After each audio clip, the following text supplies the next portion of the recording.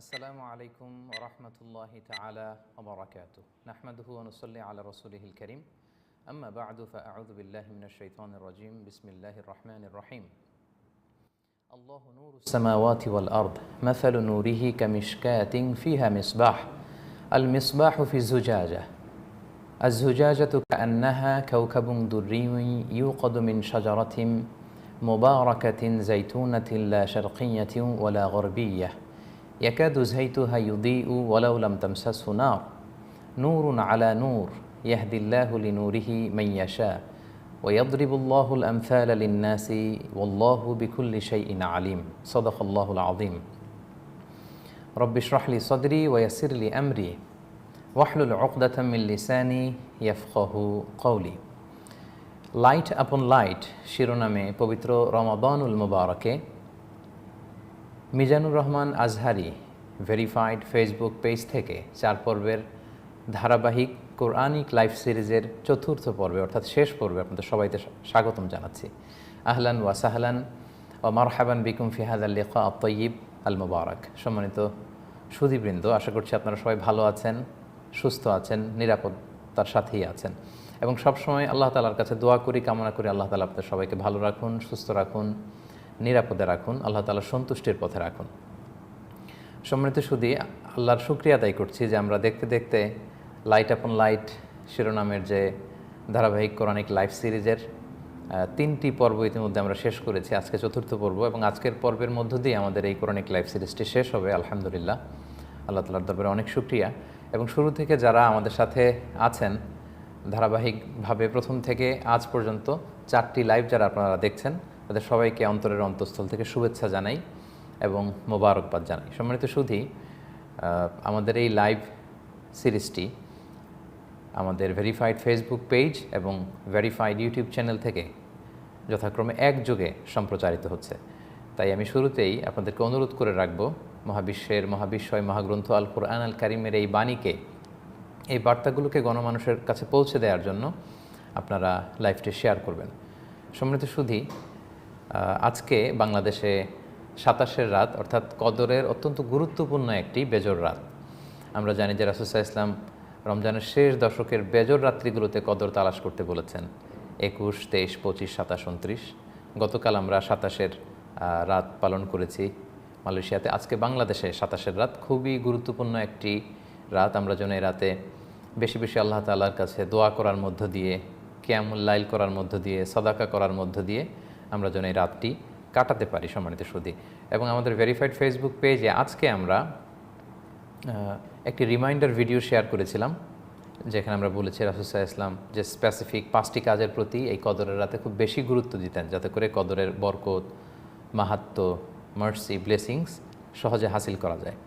এবং আমাদের verified YouTube চ্যানেলে প্রিপারেশন ফর লাইলাতুল কদর নামে আমরা একটি ভিডিও শেয়ার করেছি। আপনারা চাইলে এই ভিডিও ক্লিপসগুলো রিভাইজ করে নিতে পারেন, তাহলে আশা করি আপনাদের জন্য উপকার হবে।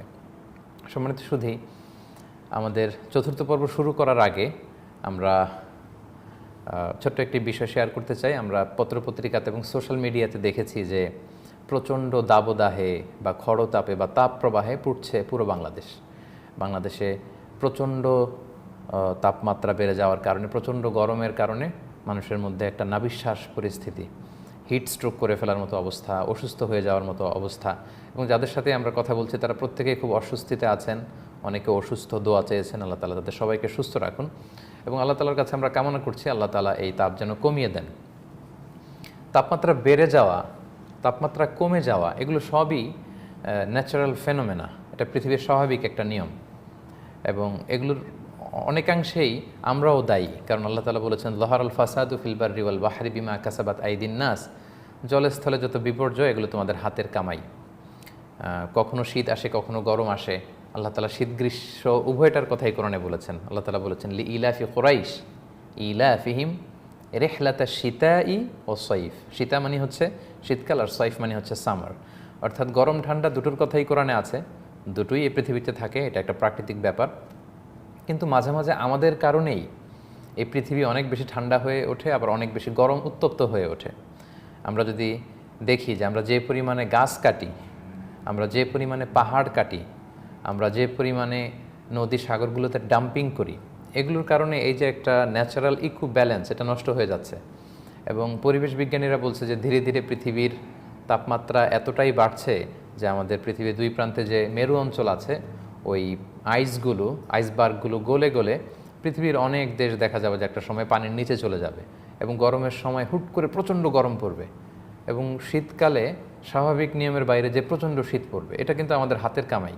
সো আমরা যেন প্রকৃতির সাথে কোনো বাদাবাজিতে লিপ্ত না হই, আমরা যেন প্রকৃতিকে প্রকৃতির মতো থাকতে দেই, আমরা যেন বেশি বেশি গাছ লাগাই, গাছ না কাটি, আমরা যেন বনাঞ্চলকে নির্মূল না করি, আমরা যেন প্রকৃতির যে স্বাভাবিক ফ্লো এটা যেন ঠিক রাখি, আমাদের নদী নালা জলাশয় সাগর মহাসাগরগুলো এগুলোর সাথে যেন এহসানের সাথে আমরা আচরণ করি। তাহলেই প্রকৃতি আল্লাহর দেয়া এই পৃথিবী এই বসুন্ধরা সুন্দর থাকবে এবং বাসযোগ্য থাকবে। তো আমরা যদি রাসূল সাল্লাল্লাহু আলাইহি ইসলামের গাইডেন্সের দিকে তাকাই তাহলে দেখব যে মদিনাতেও মাঝে মাঝে বৃষ্টি যদি কম হতো, রাসূল সাল্লাল্লাহু আলাইহি ইসলাম বৃষ্টির জন্য দোয়া করতেন, স্বস্তির জন্য দোয়া করতেন। রাসূল সাল্লাল্লাহু আলাইহি ইসলাম জুমার খুতবা দিচ্ছিলেন, এক সাহাবী এসে বলেন, ইয়া রাসূলুল্লাহ, বৃষ্টি নেই, মাটি ফেটে চৌচির, আমাদের জীবজন্তুগুলো মরে যাওয়ার অবস্থা, আমরা কী করবো? রাসূল সাল্লাল্লাহু আলাইহি ইসলাম জুমার খুতবার নিরবিচ্ছিন্নতাকে ভঙ্গ করে দুহাত উঁচু করে দোয়া করা শুরু করে দিলেন, আল্লাহুম্মা আগিথনা, আল্লাহুম্মা আগিথনা, আল্লাহুম্মা আগিথনা। অর্থাৎ হে আল্লাহ, আপনি বৃষ্টি দিয়ে আমাদেরকে সাহায্য করুন, হে আল্লাহ আপনি বারিধারা দিয়ে আমাদেরকে সাহায্য করুন, হে আল্লাহ আকাশ থেকে আপনি বর্ষণ করে আমাদেরকে সাহায্য করুন। বৃষ্টি না হলে অনাবৃষ্টির সময় রাসূল সাল্লাল্লাহু আলাইহি ওয়াসাল্লাম আরও একটি দোয়া পড়তেন। তিনি পড়তেন, আল্লাহুম্মা আসকিনা গাইসান মুগীসান মারিআন মুরিআন নাফিআন গায়রা দার আজিলান গায়রা আজিল। অর্থাৎ হে আল্লাহ, আপনি প্রচুর পরিমাণে বৃষ্টি নাজিল করুন, আপনি এই বৃষ্টির মাধ্যমে আমাদের এই জমিনকে ফার্টাইল করুন, উর্বর করুন, যাতে করে বৃষ্টি দিয়ে তৃণলতা গাছপালা জন্মায়, আমাদের গবাদি পশুগুলোর উপকার হয়, আমাদের উপকার হয়।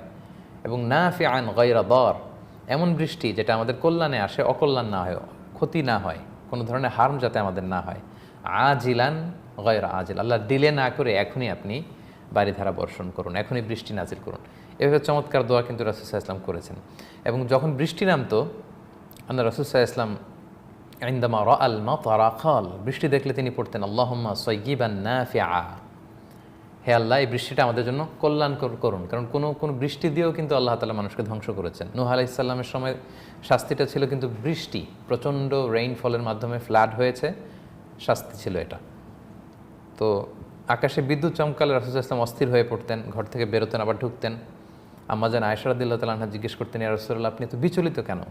রাসূল সাল্লাল্লাহু আলাইহি ওয়াসাল্লাম বলতেন যে আমি জানি না আকাশের এই মেঘমালা কি আমাদের জন্য কল্যাণকর বৃষ্টি আনবে, নাকি প্রচণ্ড থান্ডার, বজ্রপাত, শিলাবৃষ্টি এবং অতিবৃষ্টি দিয়ে ফ্লাড হয়ে মদিনাটা শেষ হয়ে যাবে আমাদের পাপের কারণে। তো রাসূল সাল্লাল্লাহু আলাইহি ওয়াসাল্লাম কিন্তু এভাবে রিঅ্যাকশন দেখাতেন। তো সম্মানিত শুধু আমরা যেন বৃষ্টির জন্য দোয়া করি। রাসূল সাল্লাল্লাহু আলাইহি ওয়াসাল্লাম সাহাবাদেরকে নিয়ে বৃষ্টির জন্য দোয়া করেছেন। আমাদের বাংলাদেশে বিভিন্ন জায়গায় বৃষ্টির জন্য দোয়া হচ্ছে, এটা একটি হারিয়ে যাওয়া সুন্নাহ। আমাদের উচিত সলাতুল ইস্তিসকা আদায় করা এবং আল্লাহর কাছে ফিরে আসা। বেসিকলি এই সলাতুল ইস্তিসকার মধ্য দিয়ে এটাই প্রমাণ করা হয় যে আল্লাহ, আমরা নিরুপায়, আমরা সব সময় তোমার দিকেই ফিরে আসি। আমরা পাপ থেকে, অন্যায় থেকে, অপরাধ থেকে আমরা রিয়েলাইজেশন করে আমরা ফিরে আসছি, প্রায়শ্চিত্ত করে আমরা ফিরে আসছি, আমরা অনুতপ্ত হয়ে তোমার দিকে ফিরে আসছি। এই ফিরে আসাটা, এই আকুতিটা, এই কাকুতিটা আল্লাহ তাআলা দেখতে বড্ড পছন্দ করেন। তো যাদের সুযোগ হয় আমরা যেন সলাতুল ইস্তিসকা পড়ি এবং এই দোয়াগুলো যেন করি। আল্লাহ তাআলা হিমেল শীতল ঠান্ডা বাড়ি বর্ষণ করে আমাদের প্রিয় মাতৃভূমি বাংলাদেশের এই প্রচণ্ড তাপদাহকে আল্লাহ তাআলা যেন কমিয়ে দেন। এবং আমরা দেখেছি যে ঢাকায় 40 ডিগ্রি সেলসিয়াস তাপমাত্রা রেকর্ড হয়েছে এবং বাংলাদেশের সর্বোচ্চ 42 ডিগ্রি তাপমাত্রা, যেটা বিগত প্রায় 50-60 বছরও এরকম হয়নি। 60-এর দশকে এরকম তাপমাত্রা উঠেছিল। সো ব্যাপারটা খুবই জনজীবন অতিষ্ঠ হয়ে উঠছে, মানুষ খুব কষ্ট পাচ্ছে। আমরা আল্লাহ তাআলার কাছে দোয়া করি আল্লাহ তাআলা যেন রহমের বৃষ্টি দিয়ে বাংলাদেশকে শীতল করেন।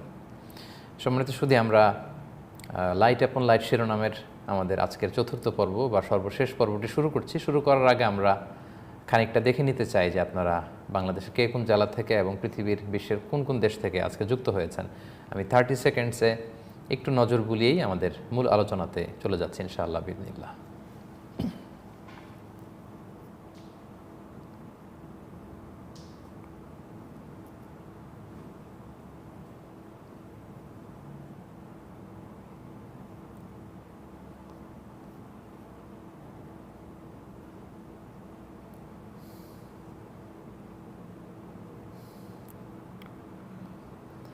ইব্রাহিম ইসলাম ফরিদপুর থেকে জয়েন করেছেন।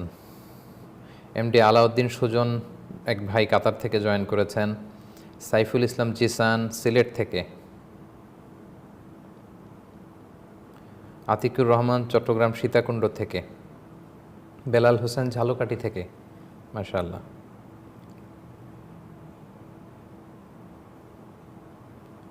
মির্জা হাসিব শুভ চাঁদপুর থেকে শুনছেন। এমডি নিজামউদ্দিন, মাহমুদ বাইজিদ হাসান, সাদিয়া আফরোজ লিখেছেন আলহামদুলিল্লাহ বগুড়া সদর থেকে দেখছি। সাবেরা সুলতানা যশোর থেকে দেখছি। রিয়াদ আহমেদ সালাম জানিয়েছেন আসসালামু আলাইকুম। ওয়ালাইকুম আসসালাম রহমতুল্লাহ। আরিফ আহমেদ নওগাঁ থেকে প্রিয় শাইখ। আচ্ছা মাশাআল্লাহ। আরিয়ান ইসলাম আরিফ লিখেছেন আলহামদুলিল্লাহ নড়াইল জেলা থেকে দেখছি। মেজবা আহমেদ জুলিন দিনাজপুর থেকে দেখছে। মাশাআল্লাহ তাবারাকাল্লাহ। যারা দেখছেন শুনছেন সবাইকে আবারও কৃতজ্ঞতা শুভেচ্ছা মোবারকবাদ জানিয়ে শুরু করছি। সম্মানিত শুধু আপনারা কমেন্টসে লাইভটি এনজয় করুন এবং কমেন্টসে লিখতে থাকুন কে কোত্থেকে দেখছেন শুনছেন, এবং আমাদেরকে জানাবেন যে সূরা নূরের আলোকে লাইট আপন লাইট সিরিজের এই 4টি পর্ব থেকে আপনারা কি শিখতে পারলেন, কি জানতে পারলেন, আপনাদের কমেন্টস কি, রিয়াকশন কি আমাদেরকে জানাবেন, এবং ভবিষ্যতে আরও কোন কোন সূরা থেকে আপনারা এরকম ধারাবাহিক লাইভ শুনতে চান কমেন্টসে জানাবেন। আমি আজকের লাইভের শেষের দিকে আবারও আপনাদের কমেন্টসগুলো আপনাদেরকে পড়ে শোনাবো ইনশাআল্লাহ বিইذনিল্লাহ।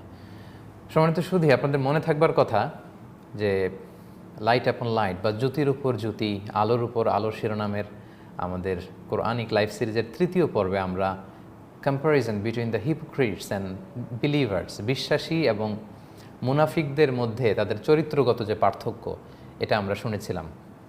রাসূল সাল্লাল্লাহু আলাইহি ওয়াসাল্লাম বিশ্বাসীদেরকে যখন জেহাদের জন্য, স্যাক্রিফাইসের জন্য, কন্ট্রিবিউশনের জন্য আহ্বান জানাতো ওনারা মেনে নিতেন, এবং কোনো ফায়সালা করে দিতে চাইতেন বিশ্বাসীরা বলতো আস-সামউ ওয়া তাআ, সামআন ওয়া তাআ, সামি'না ওয়া আতা'না।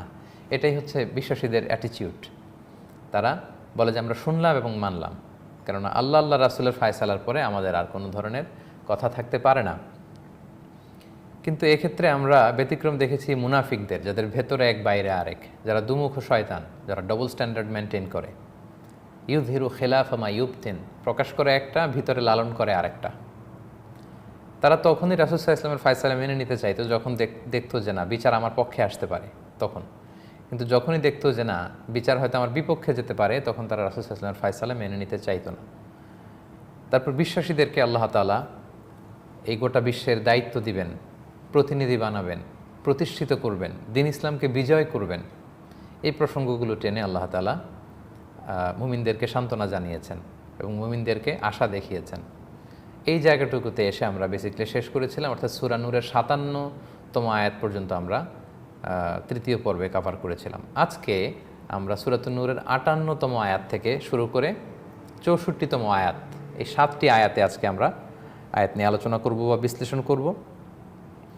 58 থেকে 61 আয়াতে, অর্থাৎ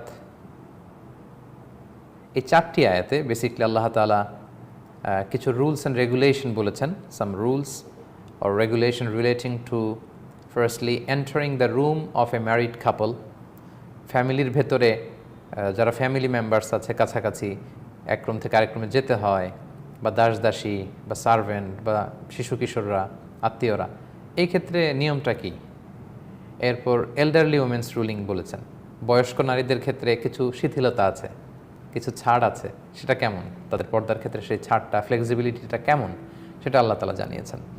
তিনি আরও জানিয়েছেন যে নিজের ঘর ছাড়া আত্মীয় স্বজনের ঘরে গেলে তাদের পারমিশন ছাড়া খাওয়া যাবে কিনা, অন্যের ঘরের কোনো জিনিসকে উপভোগ করা যাবে কিনা, এই রুলিংসটা আল্লাহ তাআলা আমাদেরকে জানিয়েছেন। এবং নিজ ঘরের লোকদের প্রতি আল্লাহ তাআলা শান্তির বাণী পৌঁছানোর আদেশ তিনি আমাদেরকে করেছেন। তাহলে এই 4টি আয়াতে এই 4টি রুলিংস আমরা জানতে পারি।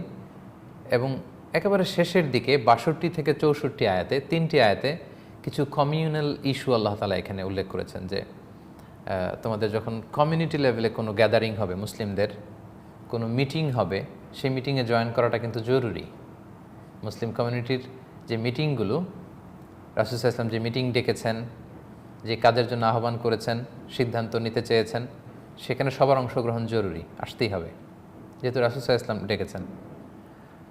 আবার যদি কোনো কারণে আসতে কেউ না পারে, তাদের অ্যাবসেন্সের কারণে তারা যাতে পারমিশন নিয়ে নেয়। এবং রাসূল সাল্লাল্লাহু আলাইহি ওয়াসাল্লামকে অ্যাড্রেস করার সময় রেসপেক্ট দিয়ে, অনার দিয়ে যেন ডাকা হয়। আমাদের সাধারণ মানুষ যেভাবে একে অপরকে বন্ধুকে ডাকে, এভাবে যেন না করে। এই বিষয়গুলো আল্লাহ তাআলা এনেছেন। রাসূল সাল্লাল্লাহু আলাইহি ওয়াসাল্লামের যে হায়ার পজিশন, এটা তিনি আমাদেরকে জানিয়ে আমাদেরকে সতর্ক করেছেন। বেসিকলি এই 7টি আয়াতে আমরা এগুলো নিয়ে কথা বলবো। তাহলে সম্মানিত শুধু আমরা আর কাল বিলম্ব না করে লাইট অ্যাপন লাইট শিরোনামের যে কোরআনিক লাইফ সিরিজটি সর্বশেষ পর্ব আমরা শুরু করতে যাচ্ছি। সূরাতুন নূরের 58 নম্বর আয়াত থেকে আজকে আমরা শুরু করব ইনশাআল্লাহ বিইذনিল্লাহ। আউযু বিল্লাহি মিনাশ শাইতানির রাজীম। বিসমিল্লাহির রহমানির রহিম। বিতাড়িত শয়তান থেকে মহান আল্লাহ তাআলার নিকট পানাহ চাচ্ছি, পরম করুণাময় অসীম দয়ালু আল্লাহ তাআলার নামে শুরু করছি। আল্লাহ তাআলা বলছেন, ইয়া আইয়ুহাল্লাযীনা আমানু লিয়াস্তাযিনকুমুল্লাযীনা মালাকাত আইমানুকুম ওয়াল্লাযীনা লাম ইয়াবলুগুল হুলুমা মিনকুম সালাসা মাররাত। ওহে বিশ্বাসীরা, তোমাদের দাসদাসীরা এবং তোমাদের ছেলেমেয়েরা বা কিশোর কিশোরীরা যারা এখনও প্রাপ্তবয়স্ক হয়নি, তারা 3টি সময়ে যেন তোমাদের কাছে যাওয়ার সময় পারমিশন নিয়ে যাতে যায়, পারমিশন নিয়ে যাতে তোমাদের কাছে আসে বা তোমাদের ঘরে ঢুকে। বিশেষ করে 3টি সময়ে। কোন 3টি সময়ে? আল্লাহ তাআলা তারপর বলছেন, মিন ক্বাবলি সলাতিল ফাজরি, ফজরের সালাতের আগে, ওয়া হিনা তাদউনা সিয়াবাকুম মিনায-যাহিরা, এবং যখন দুপুরবেলায় তোমরা তোমাদের গায়ের জামা খুলে রাখো, মানে বহির্বাস বা আউটার গার্মেন্ট খুলে যখন তোমরা বিশ্রামে থাকো।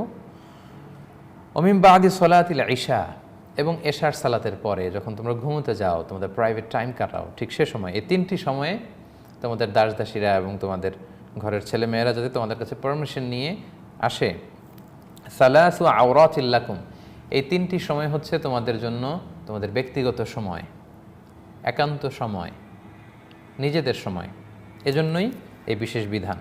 লাইসা আলাইকুম ওয়ালা আলাইহিম জুনাহুম বাদাহুন, এই 3টি স্পেশাল টাইম ছাড়া অন্য সময় তারা আসলে গেলে তো কোনো সমস্যা নেই। তাওয়াফুনা আলাইকুম বা'দুকুম আলা বা'দ, কারণ তোমরা একে অপরের কাছে সাধারণতই যাওয়া আসা করো। ঘরে যখন একটা ফ্যামিলি হয়, ফ্যামিলি মেম্বার্সরা প্রয়োজনে একজন আরেকজনের কাছাকাছি যাবে, কাজের লোক আসবে, এটা দিবে সেটা নিবে, এটা খুব সিম্পল। কাযালিকা ইউবাইয়িনুল্লাহু লাকুমুল আয়াত, এভাবে আল্লাহ তাআলা তোমাদের জন্য আয়াতগুলোকে বর্ণনা করেন। আল্লাহু আলিমুন হাকিম, আর আল্লাহ তাআলা তিনি মহাজ্ঞানী, তিনি প্রজ্ঞাময়। তাহলে সম্মানিত সুধী, এই 58 নম্বর আয়াতে আল্লাহ তাআলা মানুষের সুবিধা অসুবিধার কথাগুলো খেয়াল করেছেন। আল্লাহ তাআলা আমাদের যে ব্যক্তিগত চাহিদা, আমাদের যে প্রয়োজন, এটাকে তিনি গুরুত্ব দিয়েছেন দুইভাবে। এক হচ্ছে আমাদের একটা প্রাইভেসির দরকার আছে, প্রাইভেট টাইম এক। আরেকটা হচ্ছে ঘরের লোকদের ক্ষেত্রে অনুমতির ব্যাপারটা এতটা জটিল না। একটা অ্যাপার্টমেন্ট আমরা শেয়ার করি, বাবা মা ভাই বোন আত্মীয় স্বজন কাজের লোক, তখন এপাশ থেকে ওপাশে গেলে, এরম থেকে ওই রুমে গেলে, দিনের বেলায় যখন সবাই সবার সাথে খুব পাবলিকলি মেলামেশা আমরা করি, টাইম শেয়ার করি, ওই সময় বারবার আসা যাওয়া প্রয়োজন নেই। যখন কেউ দরজা লক করে রাখবে তখন নক করা, অথবা কিছু বিশেষ সময়। বিশেষ সময় কয়টি? 3টি। আল্লাহ তাআলা বললেন, এক হচ্ছে ফজরের সালাতের আগে, তখন মানুষ ঘুমিয়ে থাকে বা হাজব্যান্ড ওয়াইফ একান্ত সময়ে থাকে। 2 নম্বর হচ্ছে জোহরের পরে, অর্থাৎ বেসিক্যালি লাঞ্চের পরে, এটাকে বলা হয় ওয়াক্তাল কাইলুলা, কাইলুলার সময় মানুষ একটা পাওয়ার ন্যাপ নিয়ে থাকতো আরব দেশের লোকেরা। আমাদেরও অনেকে এটা করে, লাঞ্চের পরে একটা পাওয়ার ন্যাপ নেয়, একটু ঘুমায়, একটু আলাদা থাকে। আরেকটা হচ্ছে এশার পরে, যখন মানুষ ঘুমোতে যায়, ডিনার শেষে এশার পরে যে ঘুমোতে যায়, এই টাইমে হুট করে কারো ঘরে ঢুকে ফেলা যাবে না, যদিও আমরা ঘরের কাছাকাছি লোক। তো আরব বিশ্বের সেই সময়ে অনুযায়ী এই 3টা। কিন্তু আমাদের সময় বা আমাদের পারিবারিকভাবে যদি কারো কাস্টমাইজ কোনো টাইমিং থাকে, লেটসে আমি জানি যে আমার ভাই, আমার বোন বা আমার আত্মীয়, সে এই টাইমটাতে বিশ্রাম নেয়, এই টাইমটাতে সময় কাটায়। অনেকের হয় যে সারা রাত সে নাইট ডিউটি করে, সো সকালবেলায় তার একান্ত সময়, ঘুমায়, ফ্যামিলির সাথে সময় কাটায়, তখন সেই সময়টাতে তাদের কাছে যাওয়া যাবে না, পারমিশন নিয়ে যেতে হবে। সুবহানাল্লাহ। আল্লাহ কীভাবে চেক অ্যান্ড ব্যালেন্স করেছেন দুই দিকে। আর অন্য সময় পাবলিক টাইমে কাজের লোকেরা আসবে যাবে, একে অপরের কাছে আসবে যাবে, সে সময় আর পারমিশনের দরকার নেই, যেহেতু আল্লাহ তাআলা বলছেন যে তাওয়াফুনা তাওয়াফুনা আলাইকুম বাদুকুম আলা বাদ, কারণ তোমরা একে অপরের কাছে আসা যাওয়া করো। বিড়ালের ক্ষেত্রে আল্লাহ তাআলা এটা বলেছেন যে বিড়ালের উচ্ছিষ্ট কিন্তু নাপাক নয়, কারণ তাওয়াফুনা আলাইকুম ওই তাওয়াফাত, বিড়াল হচ্ছে এমন যেটা তাওয়াফুন তোমাদের চারপাশে তাওয়াফ করে, মানে ঘোরাফেরা করে, ঘুরঘুর করে, বাসায় বিড়াল পাললে এ রুমে যায় ওই রুমে যায়। এই একই এক্সপ্রেশন আল্লাহ তাআলা দিয়েছেন যে ফ্যামিলি মেম্বার্সরা যখন একটা অ্যাপার্টমেন্ট শেয়ার করে বা রেসিডেন্স শেয়ার করে, তারা এই পাশে যায়, কিচেনে আসে, লিভিং রুমে আসে, ড্রয়িং রুমে আসে, এখান থেকে ওখানে যায়। তো সেক্ষেত্রে স্পেসিফিক যে প্রাইভেট টাইমগুলো, এই টাইমগুলোতে যেন আমরা অনুমতি নিয়ে যাই, আল্লাহ তাআলা এখানে এটা বলেছেন। তারপরের আয়াতে আল্লাহ তাআলা বলছেন ওয়াইদা বালাগা আল আতফালু মিনকুমুল হুলুমা ফালিয়াস্তাযিনু কামা ইস্তাআযানাল্লাযীনা মিন ক্বাবলিহিম। প্রাপ্তবয়স্করা যেমনি অন্য সময়ে অনুমতি নিয়ে যেত, আমাদের শিশুরা যখন প্রাপ্তবয়স্ক হবে তারাও অনুমতি নেবে। হলুম বলতে এখানে বোঝানো হয়েছে যখন প্রাপ্তবয়স্ক হয় আমাদের আতফাল মানে শিশুরা, আমাদের ছেলে শিশু বা মেয়ে শিশু দুটোই, কখন তারা প্রাপ্তবয়স্ক হয়? একটা ছেলের যখন প্রথম তার স্বপ্নদোষ হয়, নাইটমেয়ার হয়, তখন সে বালেগ হয়েছে বা প্রাপ্তবয়স্ক হয়েছে, ম্যাচিউরড হয়েছে বলে ধরা হয়। আর একটা মেয়ের প্রথম যখন পিরিয়ড শুরু হয় তার কিশোর বয়সে বা কিশোর বয়সের শেষের দিকে, তখন এটা সাধারণত ক্রাইটেরিয়া, ছেলেদের প্রথম স্বপ্নদোষ হওয়া এবং মেয়েদের প্রথম যখন পিরিয়ড শুরু হয় তখন তারা প্রাপ্তবয়স্ক হয়েছে বলে ধরে নেওয়া হয়। তবে শারীরিক গঠনের কারণে, আবহাওয়ার কারণে, বিভিন্ন দেশে দেশে পার্থক্যের কারণে এটা কম বেশি হতে পারে, কারো অনেক সময় লেগে যায়, কারো আগে হয়। তারা যেন অনুমতি নেয়। কাযালিকা ইউবাইয়িনুল্লাহু লাকুম আয়াতি, অনুরূপভাবে আল্লাহ তাআলা তার আয়াতগুলোকে তিনি বর্ণনা করেন। ওয়াল্লাহু আলিমুন হাকিম, আর আল্লাহ তাআলা তিনি হচ্ছেন আলিম, সব জানতা, তিনি সব জানেন, হাকিম তিনি প্রজ্ঞাময়। এরপর আল্লাহ তাআলা যারা এল্ডারলি উইমেন তাদের পর্দার ব্যাপারে কিছু শিথিলতার কথা বলেছেন, যে যারা বয়স্ক নারী তাদের পর্দার ব্যাপারে কিছু ছাড় আছে। সে ছাড়গুলো কি কি আল্লাহ তাআলা এখানে বলছেন যে ওয়াল কওয়াইদু মিনান নিসা আল্লাতী লা ইয়ারজুনা নিকাহান ফালাইসা আলাইহিন্না জুনাহ আইয়াদা'না সিয়াবাহুন। ওয়াল কওয়াইদ মিনান নিসা, অর্থাৎ নারীদের মধ্য থেকে বয়স্ক নারীরা, বৃদ্ধা নারীরা যাদের পিরিয়ড বন্ধ হয়ে গিয়েছে, একটা নারীর বয়স যখন ৬০-৬৫ হয়ে যায় তাদের পিরিয়ড যেটা হয় মেনস্ট্রুয়েশনাল পিরিয়ড বা মাসিক, এটা স্টপ হয়ে যায়, বন্ধ হয়ে যায়। এরকম নারী লা ইয়ারজুনা নিকাহান, যাদেরকে কেউ আর বিয়ে করতে চায় না, মানে এমন বয়স তাদের আর বিয়ের বয়স নেই, বিয়ের যে শখ, স্বাদ, আহ্লাদ, আকর্ষণ, কামনা এগুলো তাদের নেই, তারা বয়স্ক হয়ে গিয়েছে। বয়সের সেই প্রান্তে যখন কোনো নারী পৌঁছে যাবে, আল্লাহ তাআলা বলছেন ফালাইসা আলাইহিন্না জুনাহুন আইয়াদা'না সিয়াবাহুন, তারা যদি তাদের বহির্বাস, বাইরের কাপড় খুলে রাখে সমস্যা নেই। অর্থাৎ মেয়েরা যে হেজাব পরে, নেকাব পরে, বড় একটা চাদর ঝুলিয়ে দেওয়ার কথা আমরা গত 1-2 পর্বে আমরা শুনেছি, সেটা খুলে রাখলে সমস্যা নেই। গয়রা মুতাবাররিজাতিম বিজিনা, তাদের বিশেষ সৌন্দর্য প্রকাশ না করে, বেশি সাজুগুজু না করে, সিম্পলি বয়স্ক মহিলারা চাদর খুলে রাখলে, বোরকাটা খুলে রাখলে চলাফেরাতে, এটা তাদের তেমন কোনো সমস্যা নেই। তবে ওয়া আইয়াস্তাআফিফনা খায়রুল লাহুন্না, তারা যদি পবিত্রতা বজায় রাখে এটা তাদের জন্য ভালো। মানে যদিও বয়স্ক নারী, তারপরও যদি হেজাব করে রাখে, চাদর ঝুলিয়ে রাখে, বোরকা পরে থাকে, এটা তাদের জন্য ভালো, এটা কল্যাণকর। আল্লাহু সামিউন আলিম, আল্লাহ তাআলা সব শোনেন, তিনি সব জানেন। তাহলে সম্মানিত সুধী, যদিও তারা কাপড় জড়িয়ে রাখে এটা ভালো, কিন্তু তাদের জন্য ছাড় আছে, কারণ ইসলাম হচ্ছে একটা ভারসাম্যপূর্ণ জীবন বিধান, যৌক্তিক রুলস অ্যান্ড রেগুলেশন আল্লাহ তাআলা আমাদের জন্য প্রেসক্রাইব করেছেন। একটা নারীর বয়স 60-70 যখন হয়, তখন তো স্বভাবতই তিনি বয়স্কা, তাদের প্রতি পুরুষদের আকর্ষণ থাকার কথা না, ফলে তাদের জন্য ওইরকম খুব বেশি পরিমাণে পর্দা করা ওইটা জরুরি না। আমাদের যে নানি, আমাদের যে দাদি, এই টাইপের যারা আছেন আমাদের মুরব্বী নারীরা, তাদের জন্য অনেক কিছু জড়িয়ে রাখা, বড় বড় চাদর, মাথা, গা সব ঢেকে রাখা, মানে মূল কাপড়ের উপরে বড় বোরকা, বড় চাদর, এটা বেশি জরুরি না, কারণ তাদের দিকে তো মানুষের আকর্ষণ নেই। তো আমরা উল্টোটা করি। আমি যদি আমাদের বাংলাদেশের পার্সপেক্টিভে একটু ফিরে যাই, আমরা দেখব যে কোনো একটা ফাংশনে যদি একজন বয়স্কা মহিলা তার মেয়েকে নিয়ে আসে, দেখা যাবে যে ওই ভদ্রমহিলা, বয়স্ক মহিলা হাত মোজা, পা মোজা, নেকাব, বড় চাদর পরে নিজেকে একেবারে আবৃত করে এসেছেন। কিন্তু তার পাশে তার ষোড়শী, তন্নি, অষ্টাদশী যে সুন্দরী মেয়ে, দেখা যাবে যে সে খোলামেলা পোশাকে এসেছে, টাইট ফিটিং পোশাকে এসেছে, মাথায় কাপড় দেয়নি, বুকের উপর অ্যাটলিস্ট ওড়নাটাও দেয়নি। এরকম দেখা যায় যে বিভিন্ন প্রোগ্রামে, বিভিন্ন ফাংশানে নানির সাথে নাতনি এসেছে বা মায়ের সাথে মেয়ে এসেছে, মা খুব হেজাবি, নেকাবি, হাত মোজা, পা মোজা, কিন্তু মেয়ের গায়ে সেগুলো নেই। তো দরকার ছিল উল্টো, ওই তরুণী, যুবতী, ষোড়শী, অষ্টাদশী সেই মেয়েটাকে হাত মোজা, পা মোজা এবং প্রপারলি হেজাব, নেকাব পরিয়ে আনা দরকার ছিল প্রোগ্রামে। আর ওই নানি বা মা যার বয়স 60-70-এ পৌঁছে গিয়েছে, উনি এগুলো ছাড়া অল্প কাপড় আসলেও হতো, ওনার মাথায় কাপড় নেই বা সালোয়ার কামিজের উপরে হয়তো বড় ওড়না নেই, চাদর নেই, এরকম হলেও খুব একটা সমস্যা ছিল না। কারণ পুরুষরা তো সেই বয়স্ক নারীর প্রতি আকৃষ্ট হবে না, হবে তো তরুণী, যুবতী, সুন্দরী, এই মেয়েদের প্রতি আকৃষ্ট হবে। তো আমরা এই জায়গাটাতে ভুল করি। আমাদের মা বোনদের বয়স যত বাড়তে থাকে ওনাদের পর্দা বাড়তে থাকে, কিন্তু আল্লাহ তাআলা বলেছেন বয়স তোমার যত বাড়বে তোমার পর্দা কমে আসবে, পর্দায় ছাড় পাবে তুমি।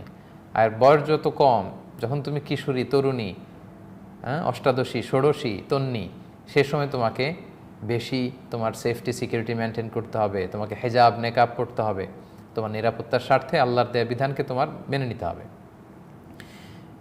এই ছিল 60 নম্বর আয়াতের মূল বক্তব্য। সম্মানিত শুধু 61 নম্বর আয়াতটি অনেক লম্বা একটি আয়াত, যেখানে আল্লাহ তাআলা আধা পৃষ্ঠারও বেশি এই আয়াতটি ব্যাপ্ত। তো সেখানে আল্লাহ তাআলা অন্যের ঘর থেকে কিছু খেতে চাইলে বা কিছু কনজিউম করলে পারমিশন নিতে হবে কিনা, এই ব্যাপারে আল্লাহ তাআলা আমাদেরকে জানিয়েছেন। এটার একটা শানে নুজুল আছে, সেটা হচ্ছে মদিনাতে যখন রাসূল সাল্লাল্লাহু আলাইহি ওয়াসাল্লাম জেহাদের ডাক দিতেন, সাহাবারা যখন জেহাদে যেত, অনেক অসুস্থ সাহাবারা যেতে পারতেন না, যেমন খোড়া, তিনি হাঁটতে পারতেন না, অথবা অন্ধ, অথবা প্রচণ্ড অসুস্থ, তারা এক্সকিউজ করতেন, রাসূল সাল্লাল্লাহু আলাইহি ওয়াসাল্লাম এক্সকিউজ মেনে নিতেন, কারণ তারা তো যেতে পারবে না। অন্ধ সাহাবী, খোড়া সাহাবী যুদ্ধে যে তো ওনারা যুদ্ধ করতে পারবেন না, তো রাসূল সাল্লাল্লাহু আলাইহি ওয়াসাল্লাম ওনাদেরকে ছাড় দিতেন, তাদের জন্য একটা ফ্লেক্সিবিলিটি থাকতো, ফলে তারা মদিনাতে অবস্থান করতেন। তো যে সমস্ত সাহাবারা জেহাদের ময়দানে অংশগ্রহণ করতেন, ওনারা ওনাদের ঘরের চাবিগুলো ওই সমস্ত সাহাবীদের কাছে রেখে যেতেন। অন্ধ সাহাবী, পঙ্গু সাহাবী, অসুস্থ সাহাবী যারা যুদ্ধে যাবে না, জেহাদের ময়দানে অংশগ্রহণ করবে না, তাদের কাছে রেখে যেতেন। তো ওনারা তাদের বাড়ি পাহারা দিতেন, বাকি সাহাবারা যুদ্ধে যেতেন। তো ওনাদের বাড়ি যখন পাহারা দিতেন, দেখাশোনা করতেন, তখন ওনারা অনেক সময় ক্ষুধা লাগলেও তাদের ঘর থেকে কিছু খেতেন না। তাদের ধারণা ছিল যে আমার ভাই জেহাদে গিয়েছে, তার ঘরের জিনিস আমি যদি খাই, তার পারমিশন ছাড়া, তার অনুপস্থিতিতে আল্লাহ তাআলা হয়তো নাখোশ হবেন, আমাদের গুনাহ হবে। এবং বিশেষ করে ওয়ালা তুবতিলু ওয়ালা তাআকুলু আমওয়ালাকুম বাইনাকুম বিল বাতিল, এই আয়াত যখন নাজিল হয়েছিল সূরা নিসায়, যে তোমরা তোমাদের সম্পদগুলো অন্যায়ভাবে ভক্ষণ করো না, তখন সাহাবারা অনেক বেশি সচেতন হয়ে গিয়েছিলেন যে আমার অন্য কোনো ভাইয়ের কোনো সম্পদ, তার কোনো অ্যাসেট, তার কোনো খাবার দ্রব্য কিছু যেন আমি অন্যায়ভাবে ভক্ষণ না করি। তো অন্য সাহাবীদের, মুজাহিদ সাহাবাদের বাড়িতে ওনারা থাকতেন, পাহারা দিতেন, কিন্তু কিছু খেতে চাইতেন না। তো এই জন্যই আল্লাহ তাআলা আয়াতটা নাজিল করেছেন যে না, তোমার মুজাহিদ সাহাবারা যুদ্ধে যাচ্ছে, তাদের ঘর পাহারা দেওয়ার জন্য তোমাদেরকে ঘরের চাবি দিয়ে দায়িত্ব দিয়ে গেছে, তোমরা এই ঘরে যখন থাকবে তোমার তাদের কাছ থেকে খেতে পারবে, তাদের ঘরে যে খাবার আছে তোমরা খেতে পারবে। এবং ভাই বোন, আত্মীয় স্বজন, বন্ধু বান্ধব, তাদের বাসা থেকে কিছু খেতে হলে প্রত্যেকটা খাবার খাওয়ার আগে তাকে জিজ্ঞেস করা, তার উপস্থিতিতে খাওয়া, এটা জরুরি নয়। সম্পর্কের সীমারেখাটা যদি ওই রকম হয়, বন্ধুত্বের, আত্মীয়তার, সেক্ষেত্রে বারবার অনুমতি নেওয়ার প্রয়োজন নেই। এই ব্যাপারটি আল্লাহ তাআলা এই বড় আয়াতটিতে আমাদের কাছে ক্লিয়ার করেছেন। আসুন আমরা দেখি আল্লাহ তাআলা কি বলছেন আমাদেরকে। আল্লাহ তাআলা বলছেন, লাইসা আলাল আ'মা হারাজ, অন্ধদের জন্য কোনো পাপ নেই, ওয়ালা আলাল আ'রাজি হারাজ, খোড়া বা পঙ্গুদের জন্য কোনো পাপ নেই, ওয়ালা আলাল মারিদি হারাজ, অসুস্থদের জন্য কোনো পাপ নেই। কি পাপ নেই? যে তারা তাদের বন্ধুদের ঘর থেকে কিছু খাবে, নিবে, এটাতে কোনো পাপ নেই।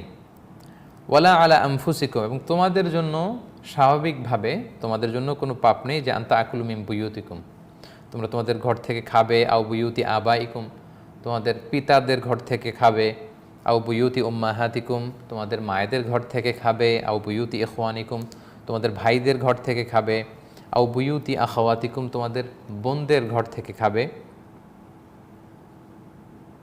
আও বুয়ুতি আমামিকুম, তোমাদের চাচাদের ঘর থেকে খাবে, আও বুয়ুতি আম্মাতিকুম, তোমাদের ফুফিদের ঘর থেকে খাবে, আও বুয়ুতি আখওয়ালিকুম, মামাদের ঘর থেকে খাবে, আও বুয়ুতি খলাতিকুম, খালাদের ঘর থেকে খাবে, আও মা মালাকাত মাফাতিহাহু, অথবা যাদের ঘরের চাবি তোমাদের কাছে আছে, দায়িত্ব দেয়া আছে, সেখান থেকে খেতে পারবে, আও সদিকিকুম, অথবা তোমাদের বন্ধুদের ঘর থেকে যদি খাও তাহলে কিন্তু পাপ নেই, তোমরা খেতে পারবে।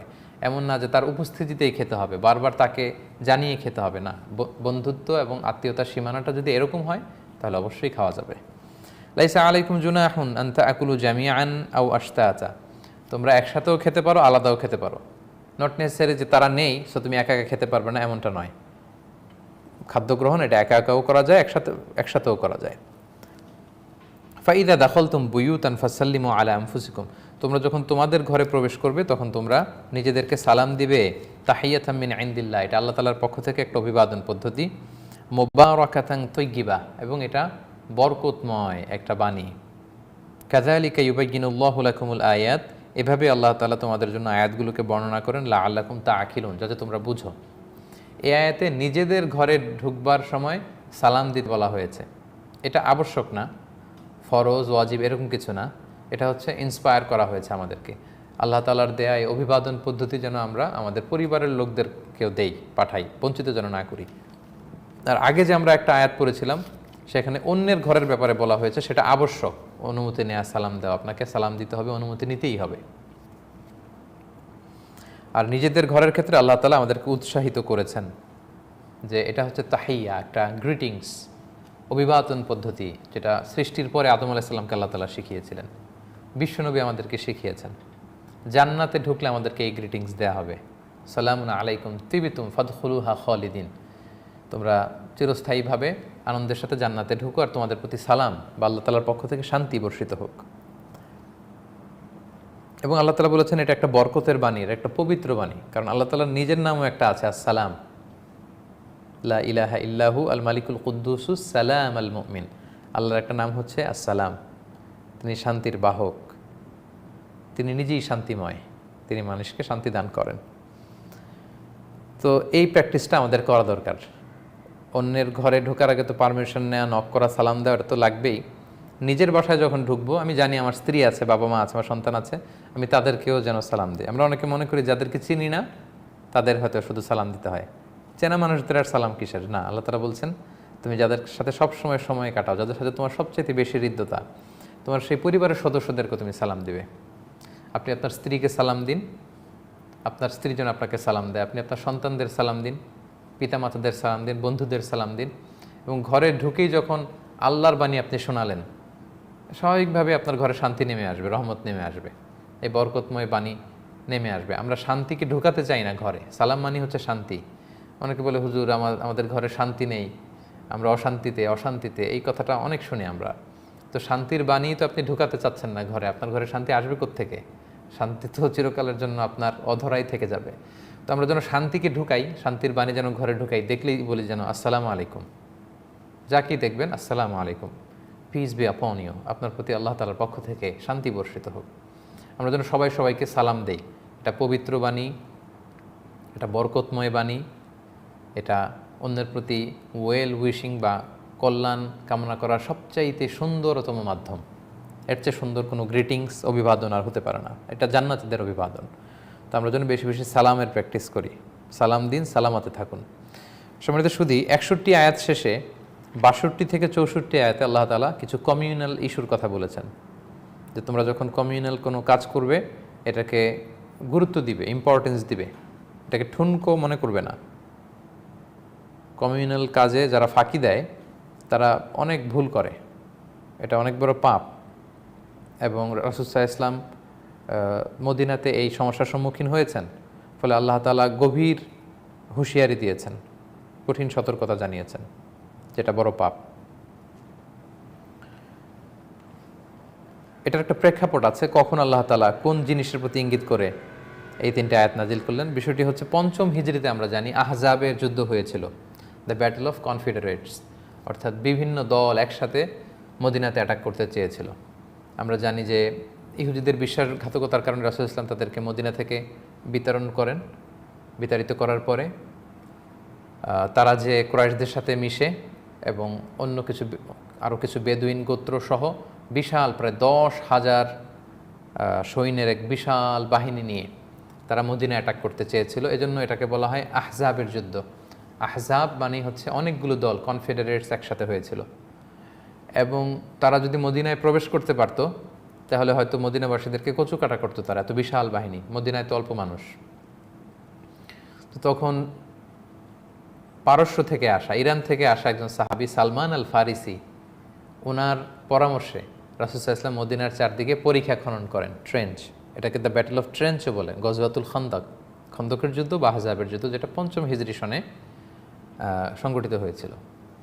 মদিনাবাসীরা এরকম পরিখা খনন করতো না, অর্থাৎ মদিনার চারদিকে কিছু দিকে পাহাড় দিয়ে প্রোটেকশন আছে, আর বাকি দিকে তারা মাটি গর্ত করে, অনেক প্রশস্ত জায়গা নিয়ে মাটি গর্ত করে চারদিকে এরকম খাল কাটার মতো কাইন্ডা খাল কাটার মতো চারদিকে তারা এটা করেছিল। কেন? এই 10,000 সৈন্য মদিনায় আসতে গেলে তারা এই খাল কাটার মতো ফাঁকা জায়গায় আগে নামতে হবে, ঘোড়া দিয়ে নামবে, তারপরে আবার মই দিয়ে উঠতে হবে, এরপরে মদিনায় ঢুকবে। তো এর মধ্যেই মুসলিম সাহাবারা তীর মেরে তাদেরকে মুহূর্তে নাস্তানাবুদ করে যেতে পারবে। তো সালমান আল ফারিসি রাদিয়াল্লাহু তাআলা আনহুর এই পরামর্শ রাসূলুল্লাহ সাল্লাল্লাহু আলাইহি ওয়াসাল্লাম গ্রহণ করলেন, এবং তখন আর্থিক অবস্থা খারাপ ছিল। সব সাহাবাদেরকে নিয়ে রাসূলুল্লাহ সাল্লাল্লাহু আলাইহি ওয়াসাল্লাম মদিনার বাইরে এসে মাইলকে মাইল এরকম পরিখা খনন করলেন, এবং সেখানে আজও মসজিদ আছে একটা, যারা আপনারা মদিনা ভিজিট করেছেন আপনারা দেখবেন, সেখানে বলা হয় জামে খান্দাক, একটা বড় মসজিদ আছে, ছোট ছোট আরও 4-5টা মসজিদ ওখানে আছে, আপনারা চাইলে সেই মদিনাতে অবশ্যই এই জায়গাটা দেখবেন। তো সেই খন্দকের পরীক্ষা যখন রাসূলুল্লাহ সাল্লাল্লাহু আলাইহি ওয়াসাল্লাম খনন করতেছিলেন, এটা খুব কষ্টের কাজ ছিল, খাবার ছিল না, আর মরুভূমির বালু কেটে এরকম খাল কাটার মতো বিশাল ট্রেঞ্চ তৈরি করা, it was so difficult for them that time. রাসূলুল্লাহ সাল্লাল্লাহু আলাইহি ওয়াসাল্লাম না খেয়ে যে পাথর বেঁধেছিলেন আমরা প্রায় শুনি, এটা এই খন্দকের যুদ্ধের ক্ষেত্রে। খাবার ছিল না, তিনি পেটে 3টা পাথর বেঁধে উপরে কাপড় দিয়ে পট্টি লাগিয়ে সাহাবাদের সাথে নিজে মাটি কাটা এবং বালু কাটায় অংশগ্রহণ করেছেন। সব সাহাবারা কাজ করেছেন, মাটি কেটেছেন, বালি কেটেছেন, এবং কোনো দিক দিয়ে আবার ওই আহজাবের কোরাইশরা ঢুকে পড়ে কিনা রাতে তিনি ভাগ করে দিতেন, প্যাট্রোলিংয়ের দায়িত্ব দিতেন। এখান থেকে এত কিলোমিটার তোমরা, এই কয়েকজন সাহাবা, ওই পাশটাতে তোমরা, পেছনে পাহাড়ের দিকে তোমরা, মানে কোনো দিক দিয়ে যেন মুশরিকরা এখানে প্রবেশ করতে না পারে। মুসলিমদের যখন এই প্রচণ্ড ক্রাইসিস মোমেন্ট, ঠিক এই মুহূর্তে মুনাফিকরা কাজে ফাঁকে দিত, মিটিংয়ের সময় আসতো না, একজন আরেকজনের পিছন দিয়ে চলে যেত, পারমিশন নেওয়া ছাড়া অনুপস্থিত থাকতো। এই প্রেক্ষাপটকে টার্গেট করে আল্লাহ তাআলা এখানে তাদেরকে সতর্ক করেছেন যে কমিউনাল কোনো কাজে যারা তোমরা আসো না, অনুপস্থিত থাকলে পারমিশন নাও না, ফাঁকি দাও, তারা প্রচণ্ড কঠিন আযাবের অপেক্ষা করো, যারা রাসূল সাল্লাল্লাহু আলাইহি ওয়াসাল্লামের আদেশকে অমান্য করছো। সেই দিকে ইঙ্গিত করে 62 আয়াত থেকে 64 আয়াতে আল্লাহ তাআলা আমাদেরকে শোনাচ্ছেন, ইন্নামাল মুমিনুনা আল্লাযীনা আমানু বিল্লাহি ওয়া রাসূলিহি, মুমিন তো তারা যারা আল্লাহ এবং আল্লাহর রাসূলের প্রতি ঈমান আনে, বিশ্বাস স্থাপন করে। আর ওয়া ইযা কানু মাআহু আলা আমরিন জামি', যখন রাসূলের সাথে তারা কোনো কমিউনাল প্রজেক্টে থাকে, যেমন খন্দকের ট্রেঞ্চ খনন করা, এটা একটা কমিউনাল প্রজেক্ট, একটা গুরুত্বপূর্ণ প্রজেক্টে যখন তারা থাকে, তখন লাম ইয়াযহাবু হাত্তা ইয়াস্তাযিনু, কোনো কারণে এই কাজ থেকে, ডিউটি থেকে চলে গেলেও তারা অনুমতি ছাড়া যায় না, রাসূলকে বলে যায়। এটা বিশ্বাসীদের বৈশিষ্ট্য। প্রথমত তারা যায় না, রাসূল যেখানে খন্দকে নেমে মাটি কাটছেন, ক্ষুধায় কষ্ট পাচ্ছেন, সেখানে মুমিনরা কিভাবে এই কাজ না করে থাকতে পারে? পারমিশন ছাড়া কখনো যায় না তারা, এটা মুমিনদের বৈশিষ্ট্য। তারা কোনো কারণে পরিবারের দিকে গেলে, মদিনা শহরে ঢুকলে তারা রাসূলের অনুমতি নিয়ে যায়, এটা বিশ্বাসীদের বৈশিষ্ট্য। ইন্নাল্লাযীনা ইস্তা'যিনুনাকা, এবং রাসূলকেও বলছেন, ইয়া রাসূলুল্লাহ, যারা আপনার কাছে অনুমতি চায় যে ইয়া রাসূলুল্লাহ আমার একটু কাজ আছে, আমি আজকে দায়িত্ব পালন করতে পারবো না, উলাইকাল্লাযীনা ইউমিনুনা বিল্লাহি ওয়া রাসূলিহি, তারা আল্লাহ এবং আল্লাহর রাসূলে বিশ্বাস করে, যেহেতু তারা তো অ্যাটলিস্ট আপনার কাছে পারমিশন চাইছে অনুপস্থিত থাকার। তো সেক্ষেত্রে নবী হে ফাইদা ইস্তা'যানুকা লিবা'দি শা'নিহিম, তাদের কোনো কাজ পড়ে গেলে তারা যদি অনুমতি চায়, ফা'যান লিমান শি'তা, আপনি যাকে চান তাকে অনুমতি দিতে পারবেন, এটা আপনার উপর অপশন, চাইলে অনুমতি দিতে পারবেন। মিনহুম, তবে ওয়াস্তাগফির লাহুমুল্লাহ, তাদের জন্য আপনি আল্লাহর কাছে ক্ষমা চান, কারণ তারা এই কাজটাকে বেশি প্রাধান্য দেওয়া দরকার ছিল, সেটা না দিয়ে তারা তাদের পারিবারিক কাজ, পার্সোনাল অ্যাফেয়ারকে প্রাধান্য দিয়েছে। তাদেরকে অনুমতি দেন এবং তাদের পক্ষ হয়ে আল্লাহর কাছে ক্ষমা চান, আল্লাহ যেন তাদেরকে ক্ষমা করে। ইন্নাল্লাহ গফুরুর রহিম, আল্লাহ তো ক্ষমাশীল মেহেরবান। এরপর আল্লাহ তাআলা বলছেন লা তাজআলু দুআ আর-রাসূলি বাইনাকুম কা দুআই বা'দিকুম বা'দা, তোমরা রাসূলের আহ্বানকে নিজেদের আহ্বানের মতো মনে করো না। এটার দুটো তাফসীর আছে। মুফাসসিরিন একরাম বলেছেন, এক হচ্ছে রাসূল যদি কোনো কাজের জন্য ডাকে, এটা তোমরা নিজেরা নিজেদেরকে কোনো কাজের জন্য আহ্বান করলে এরকম মনে করো না, এটা রাসূলুল্লাহ তোমাদেরকে আদেশ করেছেন, ডেকেছেন। তোমার বন্ধু একটা কাজের জন্য ডাকলো যে আসলে আমরা সবাই মিলে একটা কাজ করি, ভালো কাজ, এখানে যাওয়া না যাওয়া ছাড় আছে। কিন্তু রাসূলুল্লাহ সাল্লাল্লাহু আলাইহি সাল্লাম যখন কোনো কাজের জন্য আদেশ করবেন, ডাকবেন, সেটা নিজেদের ডাকের মতো মনে করো না, এটা একটা ব্যাখ্যা। আরেকটা ব্যাখ্যা হচ্ছে তোমরা যখন রাসূল সাল্লাল্লাহু আলাইহি সাল্লামকে ডাকবে, নিজেরা নিজেদেরকে যেভাবে ডাকবে এভাবে ডেকো না। এ আবু বকর, এ ওমর, এ আব্দুল্লাহ, এইভাবে তোমরা এক বন্ধু আরেক বন্ধুকে ডাকো। তোমরা রাসূলুল্লাহ সাল্লাল্লাহু আলাইহি সাল্লামকেও এভাবে ডাকবে নাকি? না। ইয়া মুহাম্মদ, ইয়া মুহাম্মদ, হে মুহাম্মদ, মুহাম্মদ, এই মুহাম্মদ শোনো। তোমরা কি রাসূল সাল্লাল্লাহু আলাইহি সাল্লামকে এভাবে ডাকতে চাও? না, খবরদার। রাসূল সাল্লাল্লাহু আলাইহি সাল্লামের হায়ার পজিশনের কারণে রাসূল সাল্লাল্লাহু আলাইহি সাল্লামকে এভাবে ডাকা যাবে না। রাসূল সাল্লাল্লাহু আলাইহি সাল্লামকে সম্বোধন করতে হলে ইয়া রাসূলুল্লাহ, হে আল্লাহর রাসূল, অথবা ইয়া নবী আল্লাহ, হে আল্লাহর নবী, এইভাবে সম্বোধন করতে হবে। এবং সূরাতুল হুজুরাতে আল্লাহ তাআলা এই এটিকেটস আমাদেরকে শিখিয়েছেন। আল্লাহ তাআলা বলেছেন ইয়া আইয়ুহাল্লাযীনা আমানু লা তারফাউ আসওয়াতাকুম ফাওকা সাওতিন নবী, নবীর সামনে কণ্ঠ উঁচু করো না, নবীর সাউন্ডের চাইতে বড় গলা করো না, সাউন্ড করো না, তাহলে আন তাহবাতা আমালুকুম ওয়া আনতুম লা তাশউরুন, তোমাদের সব ইবাদত বাতিল হয়ে যাবে রাসূল সাল্লাল্লাহু আলাইহি ওয়াসাল্লামের সাথে বেয়াদবি করলে। তোমাদের সাদাকা, তোমাদের সিয়াম, তোমাদের সালাত, তোমাদের হজগুলো আমি আল্লাহ বাতিল করে দেব। এবং কিছু বেদুইন লোকেরা রাসূল সাল্লাল্লাহু আলাইহি ওয়াসাল্লাম যখন ঘরে একান্ত সময় কাটাতেন, তারা রাসূল সাল্লাল্লাহু আলাইহি ওয়াসাল্লামের অ্যাপার্টমেন্টের বাইরে এসে তারা ডাকতো আওয়াজ করে, ইয়া মুহাম্মদ, ইয়া মুহাম্মদ উখরুজ ইলাইনা, এ মুহাম্মদ এদিকে আসো, কথা আছে, কথা আছে। রাসূল সাল্লাল্লাহু আলাইহি ওয়াসাল্লাম একান্ত সময় কাটাচ্ছিলেন, আর এভাবে অভদ্রচিতভাবে তারা ডাকতো। আল্লাহ বলেছেন আকসারুহুম লা ইয়াকিলুন, এদের আকল নাই, এগুলো বেআক্কেল টাইপের লোক। আল্লাহর নবী যেখানে বিশ্রাম নিচ্ছে তারা এভাবে ডাকে। এবং সাহাবাদেরকে বলেছেন খবরদার রাসূল সাল্লাল্লাহু আলাইহি ওয়াসাল্লামের সামনে কণ্ঠ উঁচু করো না। বনু তামিম গোত্রের একজন লিডার লাগবে, কে হবে তাদের নেতা? আবু বকর বলেন ইনি হলে ভালো হয়। ওমর বলেন না, ওই লোক হলে ভালো হয়। আবু বকর বলে আরে ওমর তুমি বুঝতে পারতেছো না, আমি যাকে বলছি সে হলে ভালো হয়। ওমর বলে আরে আমি যেটা বলি আপনি শুধু আমার উল্টাটা বলেন। রাসূল সাল্লাল্লাহু আলাইহি ওয়াসাল্লামের সামনে যখন দুজনের কণ্ঠ উঁচু হয়ে গেল, যেটা রাসূল সাল্লাল্লাহু আলাইহি ওয়াসাল্লামের সামনে এইভাবে ভয়েস হাই করাটা মানাচ্ছিল না, হট টক হওয়া এটা মানাচ্ছিল না, আল্লাহ তাআলার সাথে সাথে আকাশ থেকে আয়াত নাজিল করলেন খবরদার নবীর সামনে কণ্ঠ উঁচু করো না, তোমাদের সাউন্ড হবে নবীর সাউন্ডের চেয়ে নিচে। He is your leader, he is your prophet. আর যদি করো তাহলে তোমাদের জীবনের সব আমল আল্লাহ তাআলা বাতিল করে দিবেন। এই কথা শোনার পরে তো ওমরে ফারুক রাদিয়াল্লাহু তাআলা এত ভয় পেলেন। তারপর থেকে কোনো কথা যদি ওমরে ফারুক রাসূল সাল্লাল্লাহু আলাইহি ওয়াসাল্লামের সামনে বলতো, এত অল্প আওয়াজে বলতো, রাসূল সাল্লাল্লাহু আলাইহি ওয়াসাল্লাম তখন জিজ্ঞেস করা লাগতো দ্বিতীয়বার, ওমর কি বললে তুমি? ওমর আরেকটু জোরে বলো তো, কি বললে তুমি, আবার বলো। এভাবে কয়েকবার জিজ্ঞেস করা লাগতো, তারপর ওনারা সাউন্ড জোরে করতেন। তো এ আয়াতে আল্লাহ তাআলা আমাদেরকে সতর্ক করেছেন, বিশেষ করে ওই প্রেক্ষাপটে যে রাসূলের কণ্ঠের চাইতে তোমাদের কণ্ঠ যেন বড় না হয়। নিজেরা নিজেদেরকে যেভাবে অ্যাড্রেস করো ডাকো, রাসূল সাল্লাল্লাহু আলাইহি ওয়াসাল্লামকে এভাবে ডেকো না, রেসপেক্ট দিয়ে ডাকবে। অথবা রাসূল যদি তোমাদের ডাকে কোনো কাজে, এটা তোমার বন্ধুর কোনো আহ্বানকে তুমি যেমনি মাঝে মাঝে নাকচ করে দাও, ইগনোর করো, রাসূল সাল্লাল্লাহু আলাইহি ওয়াসাল্লামের কোনো আহ্বানকে কিন্তু কশ্চিনকালেও এভাবে ইগনোর করা যাবে না, খবরদার। আল্লাহ তাআলা সতর্ক করে দিলেন। এরপর মুনাফিকদের স্বভাবের কথা বললেন যে নিজেদের অস্তিত্ব রক্ষার জন্য, মদিনা শহরকে বাঁচানোর জন্য, ইসলামী রাষ্ট্রকে বাঁচানোর জন্য সব সাহাবারা বালু মাখা দেহে, মাটি মাখা দেহে না খেয়ে তারা পরীক্ষা খনন করছে।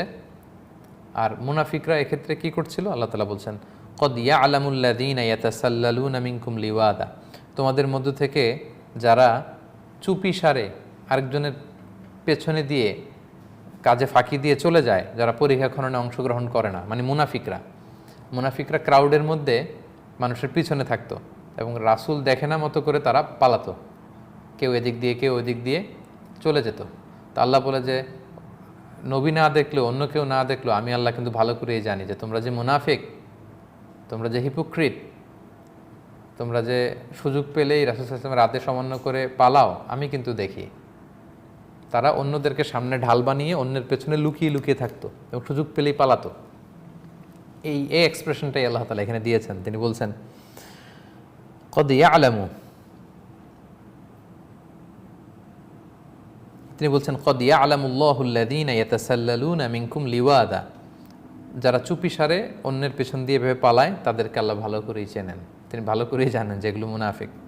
ফালইয়াহযারিল্লাযীনা ইউখালিফুনা আন আমরি, রাসূল সাল্লাল্লাহু আলাইহি ওয়াসাল্লামের এই আদেশের বিরুদ্ধাচারণ যারা করলো, আদেশ না মেনে যারা পালালো, ফাঁকিবাজি করলো, তাদের সতর্ক হওয়া উচিত বা ভয় পাওয়া উচিত যে আনতুসিবাহুম ফিতনা, তাদেরকে আল্লাহর ফিতনা পেয়ে বসবে, আও ইউসিবাহুম আযাবুন আলিম, অথবা কঠিন শাস্তি পেয়ে বসবে। দুনিয়ার বিপর্যয় বা শাস্তি যে কোনো সময় তাদের উপর আসবে। এবং আমরা দেখেছি যে মুনাফিকরা পদে পদে তারা লাঞ্ছিত হয়েছে, অপমানিত হয়েছে।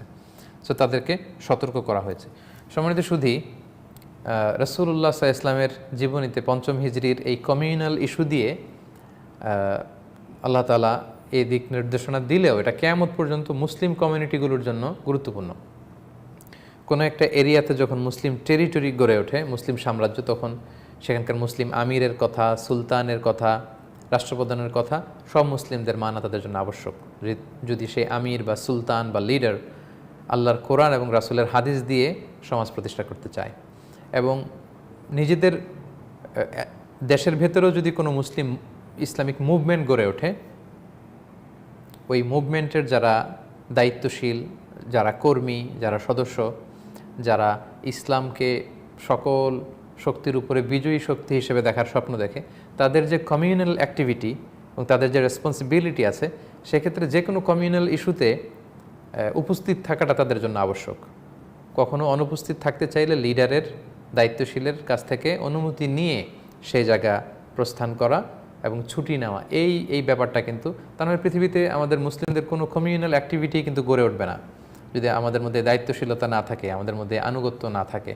এবং আমাদের বিজয়ের জন্য যে এটা অপরিহার্য, এই আয়াতগুলোর মধ্য দিয়ে আমাদের চোখে আঙ্গুল দিয়ে বেসিকলি আল্লাহ তাআলা এটাই আমাদেরকে বোঝাতে চেয়েছেন। সম্মানিত শুধু সব শেষে সূরাতুন নূরে আল্লাহ তাআলা আমাদেরকে বললেন যে আলা ইন্না লিল্লাহি মা ফিস সামাওয়াতি ওয়াল আরদ, সাবধান জেনে রেখো নিশ্চয়ই আকাশ জমিনে যা আছে সব আল্লাহর। ক্ষমতা, মালিকানা, রাজত্ব, কিংডম, সভরেন্টি সব হচ্ছে কেবলমাত্র আল্লাহ তাআলার জন্য। কদ ইয়ালামু মা আনতুম আলাই, তোমরা কোন অবস্থার মধ্যে আছো আল্লাহ তাআলা কিন্তু ভালোভাবেই জানে। তোমাদের ইন্টেনশন কি আল্লাহ জানেন, তোমাদের ইফোর্ট কতটুকু আল্লাহ তাআলা সব জানেন।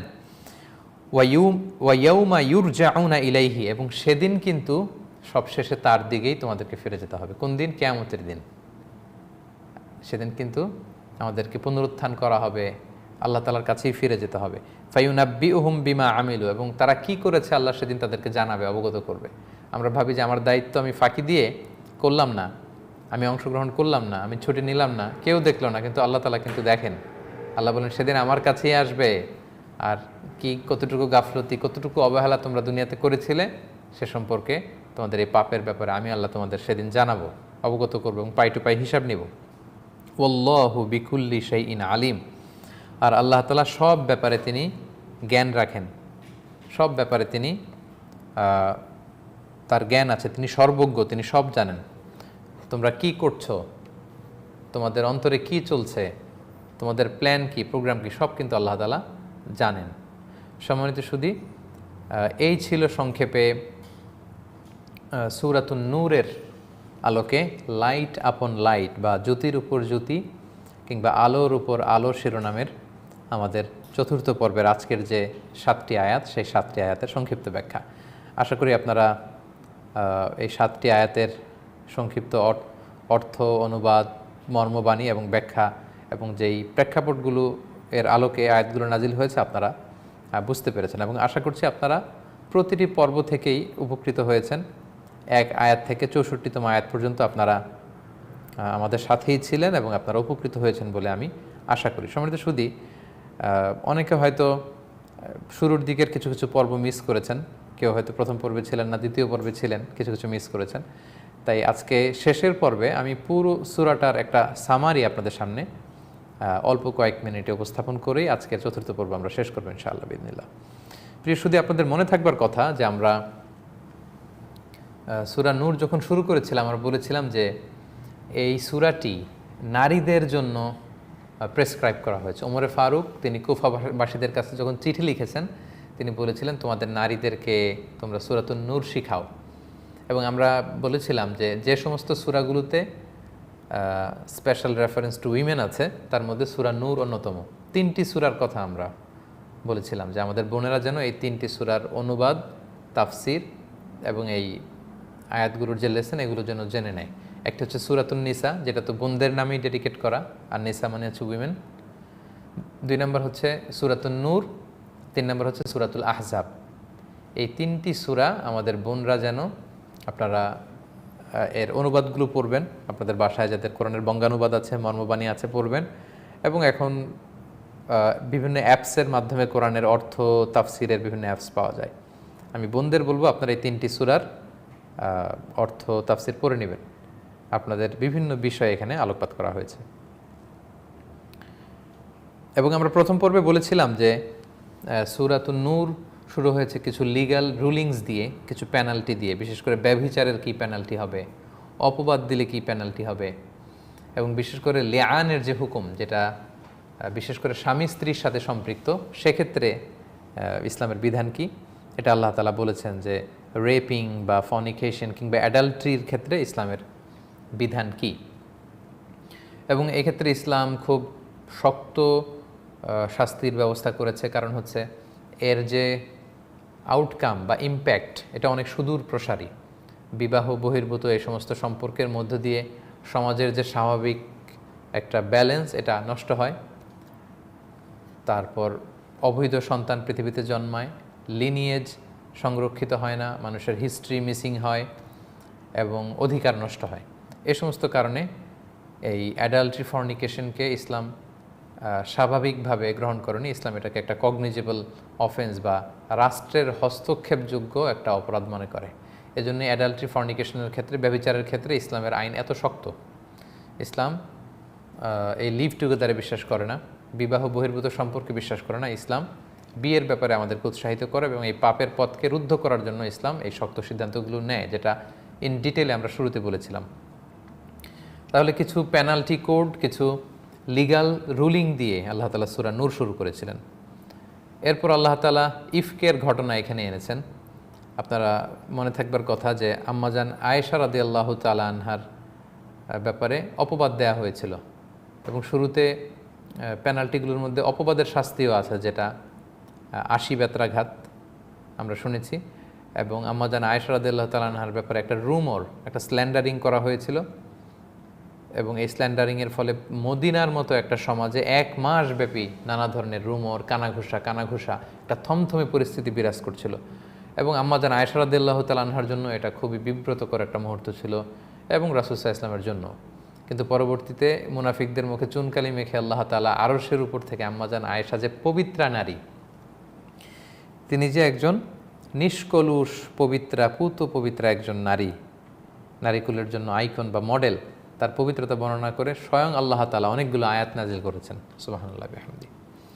এবং আমরা এও শুনেছি আম্মাজান আয়েশার এমন কিছু কোয়ালিটি ছিল যেগুলো অন্য নারীরা পাননি। তিনি রাসূল সাল্লাল্লাহু আলাইহি ওয়াসাল্লামের একমাত্র কুমারী স্ত্রী।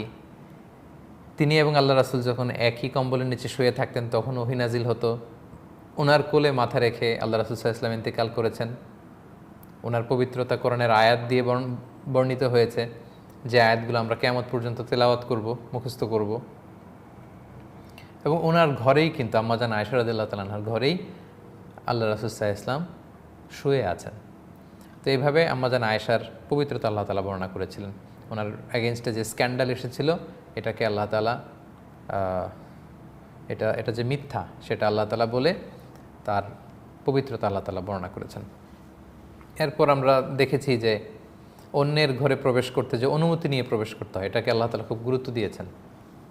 আমরা জেনেছি যে রাসূল সাল্লাল্লাহু আলাইহি ওয়াসাল্লাম সালাম দিতেন, অনুমতি নিতে বলতেন, কারো ঘরে উকি দিতে নিষেধ করেছেন, কারো প্রাইভেসিতে ইন্টারফেয়ার করতে নিষেধ করেছেন, কারো দরজায় মুখোমুখি হয়ে দাঁড়াতে নিষেধ করেছেন, দরজা খুললে যাতে চোখ পড়ে না যায় ভিতরে। এরকম অনেকগুলো এটিকেটস কিন্তু আমরা জেনেছি। এরপরে আল্লাহ তাআলা বিশ্বাসী অবিশ্বাসী, এরপরে আল্লাহ তাআলা মুমিন নারী পুরুষ উভয়কেই দৃষ্টি সংযত করতে বলেছেন। প্রথমে বলেছেন পুরুষদের, তারপর নারীদের, কারণ এই দৃষ্টি, লাগামহীন দৃষ্টি কিন্তু পাপের মূল কারণ, অশ্লীলতার মূল কারণ, এবং যারা মুমিনদের মধ্যে অশ্লীলতা ছড়িয়ে পড়ুক তাদের জন্য কঠিন আযাবের ঘোষণা দেওয়া হয়েছে। এরপর আল্লাহ তাআলা কাভারিং আওরা, নারীরা যাতে ইউদনিনা আলাইহিন্না বিজালাবিবিহিন্না, মাথার উপর থেকে বিশাল ওড়না দিয়ে নিজেকে ঢেকে রাখে, শালীনভাবে রাখে, এটা বলেছেন। নারীরা তাদের সৌন্দর্য যেন প্রকাশ না করে বেড়ায়, আমাদের জানিয়েছেন। মুভিং অন, তারপর আল্লাহ তাআলা গার্ডিয়ানদেরকে আদেশ করেছেন তারা যাতে ছেলে মেয়েদের, তাদের আওতায় থাকা লোকদের বিয়ে দিয়ে দেয়, এবং যারা ক্যান্ডিডেট আছে, বিয়ে করতে চায়, আগ্রহী, তাদেরকে আল্লাহ তাআলা বিয়ের ব্যাপারে উৎসাহিত করেছেন, এবং যদি অসঙ্গতি হয় তাহলে ধৈর্য ধারণের কথা বলেছেন, এবং অচিরে আল্লাহ তাআলা তার ফদলে তাদেরকে ধনাঢ্যতা দান করবেন বলে ওয়াদা দিয়েছেন। এরপর আল্লাহ তাআলা তিনি যে গোটা বিশ্বকে আলোকিত করেছেন সেই প্রসঙ্গটা টেনেছেন। আল্লাহ নূরুস সামাওয়াতি ওয়াল আরদ মাসালু নূরিহি কামিশকাতিন ফিহা মিসবাহ, সুন্দর একটা প্যারাবল এখানে এনেছেন। আল্লাহ তাআলা যে নূর দিয়েছেন, এবং আলো হচ্ছে, আমরা বলেছি যে পৃথিবীর সবচাইতে দামি উপাদান, সবচাইতে দ্রুতগামী উপাদান। এই আলোর অস্তিত্ব না থাকলে গোটা বিশ্ব অন্ধকারে নিমজ্জিত থাকতো। সো আলো খুবই জরুরি, আলো না থাকলে পৃথিবীতে প্রাণ থাকতো না।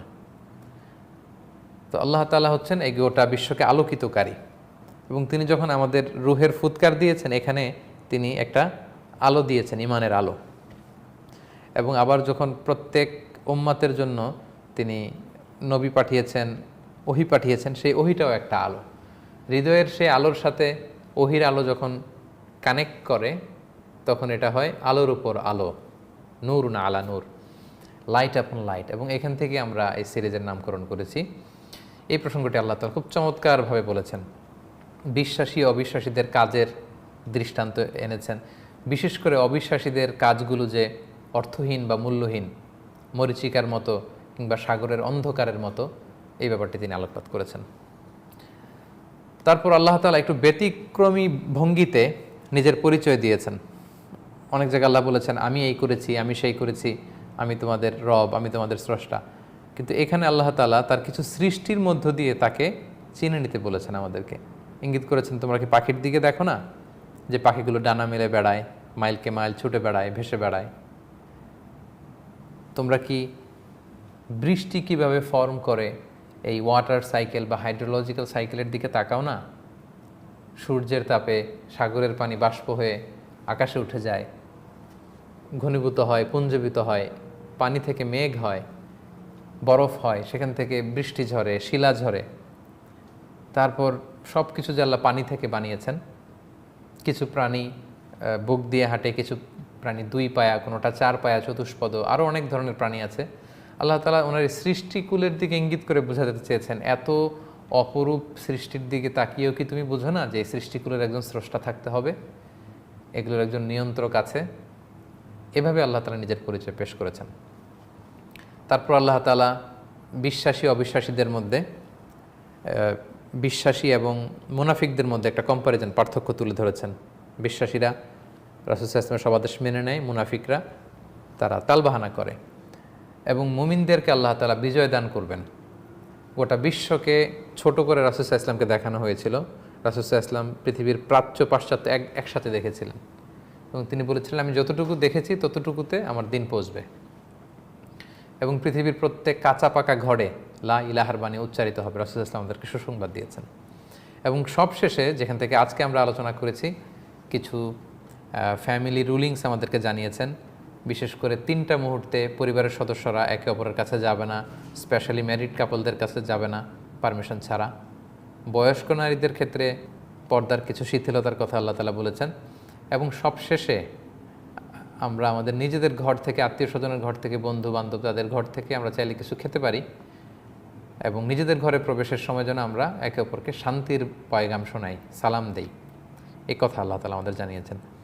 এবং সূরার একেবারে শেষ দিকে এসে আল্লাহ তাআলা কিছু কমিউনাল ইস্যুর ক্ষেত্রে কিভাবে উপস্থিত থাকাটা জরুরি, পারমিশন নেওয়াটা জরুরি, রাসূল সাল্লাল্লাহু আলাইহি ওয়াসাল্লামের স্ট্যাটাস, এই বিষয়গুলো আমাদেরকে জানিয়েছেন। সম্মানিত শুধু সূরাতুন নূর আমরা যদি দেখি, ফুল অফ শারিয়ার রুলিংস, অনেক অনেক রুলিং আমরা এখানে জানি। স্পেশাল রেফারেন্স টু উইমেন, বিশেষ করে নারীদের ক্ষেত্রে অনেক ঘটনা আছে। আমরা বলবো যে আল্লাহ তাআলা দেয়া এই এক একটা সূরা এক একটা জ্ঞানের ভাণ্ডার, এক একটা মহাসাগর। আমরা যত কোরআনের এই জেমসগুলোকে এক্সপ্লোর করতে চাইবো ততই আমাদের নিজেদের জীবন আলোকিত হবে। এবং এই সূরার নামই তো হচ্ছে সূরাতুন নূর বা আলোর সূরা। আমরা কামনা করি এই কোরআনের বরকতে, এই কোরআনের মাসে কোরআনের সাথে সম্পর্কের নবায়নের মধ্যে দিয়ে আমরা যেন আমাদের নিজেদেরকে আলোকিত করতে পারি, আমরা যেন আলোকিত করতে পারি আমাদের চারিপাশ, আমাদের গোটা বিশ্ব। আসুন শুধু রমাদানেই নয়, কোরআন নাজিলের মাসেই নয়, বছরের বাকি মাসগুলোতেও, বাকি দিনগুলোতেও আমরা যেন কোরআনের সাথে সুসম্পর্ক বাড়াই। আমরা যেন নিয়মিত কোরআন তেলাওয়াত করি, আমরা যেন কোরআনের বঙ্গানুবাদ, মর্মবাণী, তাফসিরগুলো রেগুলার পড়ি, কোরআনের ক্লাসে যাতে আমরা জয়েন করি, কোরআনের হালাকাগুলোতে যেন আমরা জয়েন করি, এবং কোরআনের এই শিক্ষাগুলো যেন আমরা আমাদের জীবনে বাস্তবায়ন করি। সম্মানিত সুধী, এর মধ্য দিয়ে আমরা আলহামদুলিল্লাহ ওয়া শুকরুলিল্লাহ প্রতি মঙ্গলবারে বাংলাদেশ সময় 10টা থেকে 11টা 1 ঘন্টা ব্যাপী আমরা 3টি পর্বে আপনাদের সাথে আলোচনা করেছি। আজকে 4র্থ পর্বের মধ্য দিয়ে আমরা শেষ করলাম। আমি শেষবারের মতো বলেছিলাম যে কে কোন জায়গা থেকে দেখছেন আপনারা আবার একটু আমাদের জানাবেন, এবং আপনাদের এই 4টি পর্ব কেমন লেগেছে, কি শিখলেন কমেন্টসে জানাবেন। ভবিষ্যতে আরও নতুন কোনো সূরার এরকম ধারাবাহিক লাইভ আপনারা শুনতে চান কি না আপনারা কাইন্ডলি কমেন্টসে জানাবেন। আমরা অল্প কিছু সময় আপনাদের কমেন্টসগুলোর দিকে একটু মনোযোগ দেব, এবং তারপরেই আমরা আমাদের এই লাইভ সিরিজের সর্বশেষ পর্বটি শেষ করব ইনশাআল্লাহ বিইذনিল্লাহ।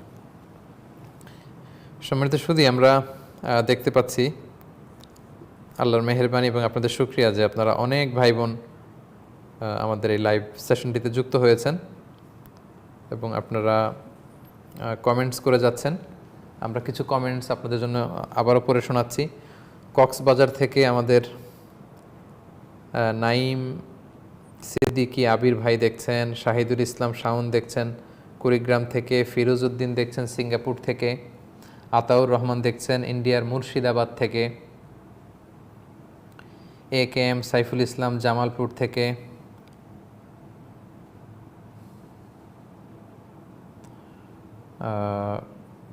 কলকাতা থেকে লিখেছেন হামিম শেখ, কবির হাসান বকুল সাউথ আফ্রিকা থেকে দেখছেন মাশাআল্লাহ, শাহনুর রহমান যশোর থেকে। অনেকেই দোয়া চেয়েছেন প্রিয় ভাইয়েরা এবং বোনেরা, সবসময় আপনারা আমার দোয়াতে আছেন। আমি আপনাদের জন্য দোয়া করি প্রাণ ভরে, আল্লাহ তাআলা আপনাদেরকে ভালো রাখুন, সুস্থ রাখুন, ইমানের উপর রাখুন, এবং বাংলাদেশে ইসলামকে জানার, ইসলামকে মানার, কোরআনকে চর্চা করার যে একটি আগ্রহ বা মানুষের মধ্যে একটা প্রাণবন্ত ভাব সৃষ্টি হয়েছে, আমরা চাই এটা জারি থাকুক। আমাদের যুবক ভাইরা এখন কোরআন শুনতে চায়, ইসলামের বিধিনিষেধগুলো মানতে চায়, ইসলামিক লাইফস্টাইলে তারা অভ্যস্ত হতে চায়। এটা আমাদের জন্য অনেক আশা জাগা নিয়ে, এবং আমরা আমাদের জীবনের সর্বশেষ পর্যন্ত আমাদের প্রচেষ্টা অব্যাহত রাখব কীভাবে আমরা এই দিনের বার্তাগুলোকে আপনাদের কাছে পৌঁছে দিতে পারি। এবং আমাদের সৌভাগ্য যে আমরা এই বিশাল বরকতময় কাজের গর্বিত অংশীদার হতে পেরেছি, বা আল্লাহ তাআলা আমাদেরকে দিয়ে দিনের কিছু খেদমত নিচ্ছেন, বা আমরা কথা বলতে পারছি। আল্লাহ তাআলার শুকরিয়া। এবং যারাই দোয়া চেয়েছেন বিভিন্ন সময় লাইভ সিরিজের কমেন্ট বক্সে, আপনাদের প্রত্যেকের জন্য অনেক অনেক আন্তরিক দোয়া রইল। আল্লাহ তাআলা সবসময় তার সন্তুষ্টির পথে আপনাদেরকে অবিচল রাখুন। খালিলুর রহমান লিখেছেন আলহামদুলিল্লাহ, সৌদি আরব থেকে শুনছি। মাহবুব খোকা নারায়ণগঞ্জ থেকে,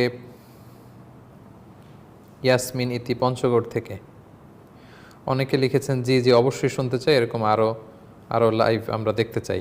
যে ইনশাআল্লাহ প্রিয় ভাইরা, আমরা প্রতি রমাদানেই কোনো একটা সূরার আলোকে ধারাবাহিক লাইভ সিরিজ করেছি, এবং আপনাদের শুনবার জানবার আগ্রহ থাকলে আমরা হয়তো রমাদান ছাড়াও অন্য কোনো সময় একটা টাইম ফ্রেমে ধারাবাহিকভাবে কোরআন থেকে এভাবে রিফ্লেকশন বা লেসনগুলো নিয়ে আমরা আলোচনা করবার প্রত্যয় ব্যক্ত করছি ইনশাআল্লাহ বিইذনিল্লাহ। সাইমা শিহান জার্মানি থেকে দেখছেন, শেখ অন্তরা জাহান মিরপুর থেকে,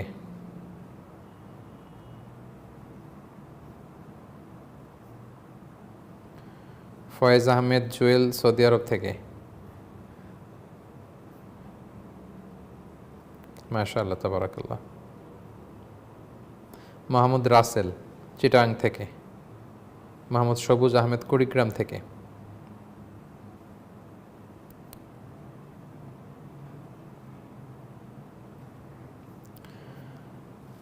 আলহামদুলিল্লাহ সুম্মা আলহামদুলিল্লাহ।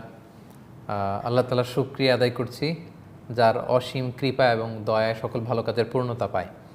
এবং যারা আমাদেরকে সাপোর্ট করেছেন, যারা আমাদের প্রোগ্রামগুলো শেয়ার করেছেন এবং নিয়মিত অডিয়েন্স হিসেবে উপস্থিত থেকে আমাদেরকে কোঅপারেট করেছেন, আপনাদের সবাইকে আবারও আন্তরিক শুভেচ্ছা এবং মোবারকবাদ জানিয়ে ভবিষ্যতের অন্য কোনো লাইভ সেশনে যুক্ত হওয়ার আকাঙ্ক্ষা পোষণ করে আজকের এই বরকতময় মুহূর্তে লাইট আপন লাইট বা জ্যোতির উপর জ্যোতি, আলোর উপর আলোর শিরোনামের ধারাবাহিক কোরআনিক লাইভ সিরিজের চতুর্থ পর্ব বা শেষ পর্ব এখানেই ইতি টানছি। আল্লাহ তাআলা আপনাদের সবাইকে ভালো রাখুন, সুস্থ রাখুন, নিরাপদে রাখুন।